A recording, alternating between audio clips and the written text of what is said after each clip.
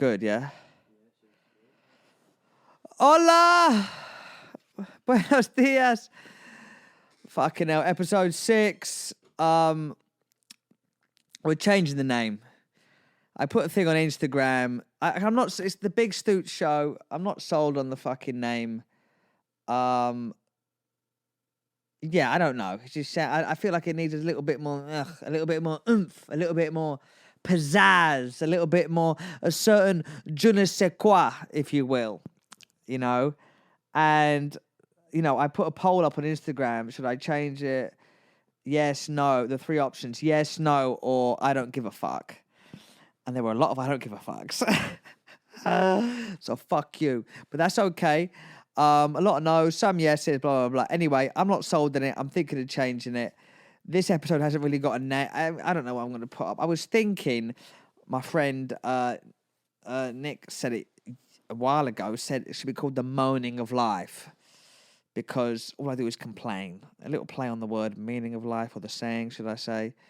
Anyway, so I'm going to change it, I think. We'll see what happens. But we're here fighting the good fight. Oh, I can't believe I just said that. I said that the other day on a comedy show. We're here fighting the good fight. Ugh. I'm just so full of shit. We're all just cringe, aren't we? Deep down. Do you know what I mean? The camera turns on and the fucking cringe meter goes up. I'm saying all the fucking cliches. Fighting the good fight. The other day I walked into a gym. And my gym. And this guy works in the cashier. What am I talking about? It's late, I'm sorry. He worked it behind the desk. Black guy. Don't know why I'm telling you that. Maybe I am telling you that because normally black guys are cool, whatever, right? And, walked in. I go, hey, how's it going? Hey, how's it going, mate? And he's like, all right, another day. And he looks at me and goes, another day, another dollar. And I go, living the dream. It's the whitest answer of all time, isn't it? Living the dream. Another day, another dollar. It's just all clear. We just live it. And, it's chit-chat. It's just all just bullshit. We're all just fucking pretending, We're all just going from moment to moment pretending. But no one gives a fuck, really. No one gives a fuck about shit. Anyway, as you can tell, I'm in a good mood. First of all, I want to apologise to my therapist. The last episode, I think 2 ago, I was like, bitch, I know. Bitch, I went off a little bit. I was like, bitch, but I've since, because I'm doing it every couple of weeks, I don't need it. I'm not like once a week bad. I'm once every 2 weeks because I'll listen to what she has to say for a week and then the next week I won't. And then I have to go and see her the other week. So I'm seeing her every 2. And the last session was really good, actually. She actually made me realise a lot of things about some reasons why I have attachment to certain situations, people, blah, blah, based on, the usual shit that you all hear.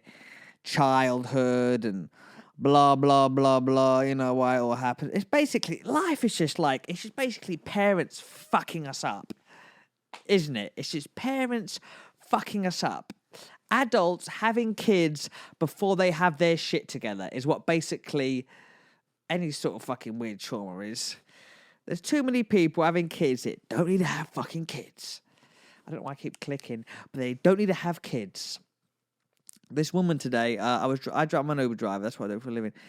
Oh, sounds awful. Anyway, this woman today, she was like, I'm trying to get my kids to do this. Her son's being an apprentice tattoo artist, and her daughter wants to get into nursing school. And she was saying they don't want to have kids or a family, and it's it's sad. And she's saying this generation they don't want to see, And I'm like, we're at a point in time where at the moment society has reached the point where it's like, no, they've sort of moved away from a more traditional view on life as having a family. And, raising kids and being spiritual or religious or whatever. Because of whatever reason, I don't know. But I think it's making a turn. I think as you get older, you realise that a lot of those things are pretty fucking important. That, but I think it's because, a lot of these kids, me included, grew up on a generation of a lot of divorced parents, a lot of divorced families that break the family. And that basically stems down from people, that generation, having kids with people they don't really fucking know. You know, my mum met my dad 2 months later, she was pregnant with me, right? They didn't fucking know each other, these people. You know, these two fucking people that know each other. And they try and figure it out as I'm born, I'm a baby, she's working, he's working, you know, and then a few years later they go, oh, the marriage is shit. What are we going to do? That'll fix it. Let's have another kid. That's always the antidote. Let's have another fucking kid. That'll fix it. Then my sister comes along, you know, they fuck her up, you know, she's all fucked up as you. So and I'm not saying this, it's a very common theme that like parents, adults, even to this day, you see couples and they, you know, they don't fucking know each other and they're sat there at dinner. I love watching. You go out to dinner, right? I love sitting at dinner and I look at a couple, goes, is it a first date or fourth date? They're on the phone, they're ignoring each other. I've been out to dinner with couples, like hung out with them, and like they're like bicker and stuff, or like they don't know each other. There's no connection there. You know, there's a bunch of red flags. People ignore red flags left, right, and fucking center. People don't ignore. I've ignored red flags plenty of times. You know, plenty of times I've ignored red flags. But you know, long term, don't ignore the red flags, please. It will fuck you up. You know, you've got to make sure you know your partner before you have kids, have, you know, a marriage, whatever. But too many people don't even know themselves. So basically, you've got to be, I don't know what the fuck I'm saying. Basically, you've just got to be the best person you can be. And then hopefully you'll the right people in your life will gravitate towards you. That's the idea, I guess, that all the fucking experts say. That's what I'm doing at the moment. And the therapy, you know, I've been doing ice baths. You ever done an ice bath? Fucking hell. That's the chamber of truth. You sit in there. I go in there, the cold plunge.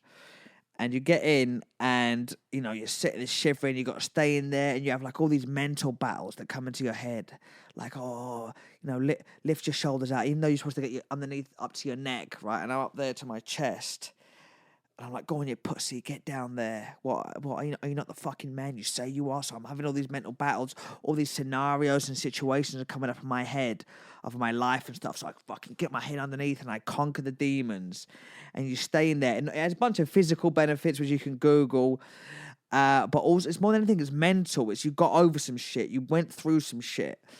And you got to do hard shit. You got to push your mental barriers, you know. So yeah, I mean, the fucking ice bath is really good. I've got to keep doing more of these right things because recently I've been boozing a lot. I've been on the booze. Like last time I said I was drink driving a little bit, and you know I said I'm gonna stop, and I didn't stop. I know, but I swear I told you I had a little word with God.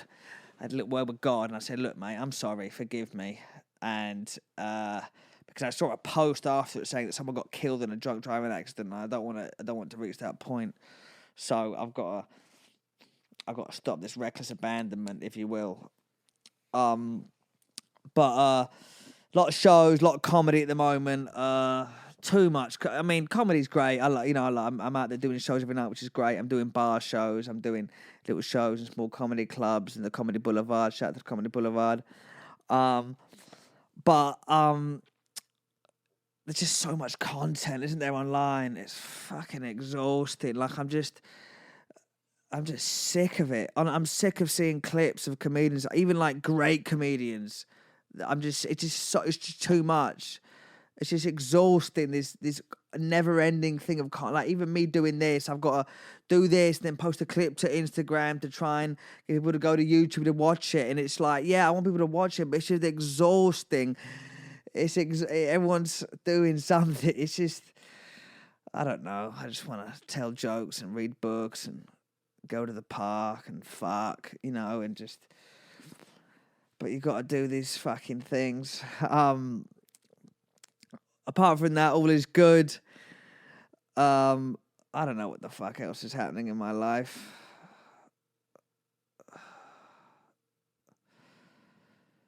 It's a difficult period, you know. God, I keep bringing up God because for a while I was very nihilistic about things, but as they say, God will bring you to Him at some point. And I'm sitting there, I'm praying, I'm trying to do shit. I'm I'm out here in these streets.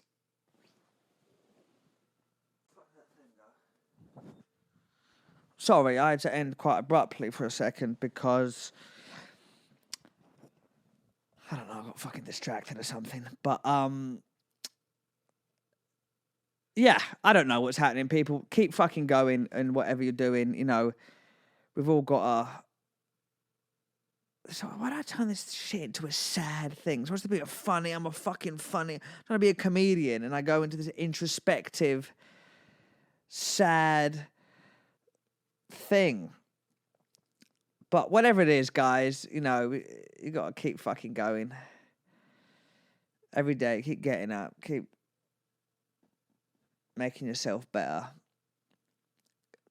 doing the little things that you know you should be doing. Don't ignore the darkness and the shadow inside you. And spread love. Who gives a fuck? Take it easy, guys.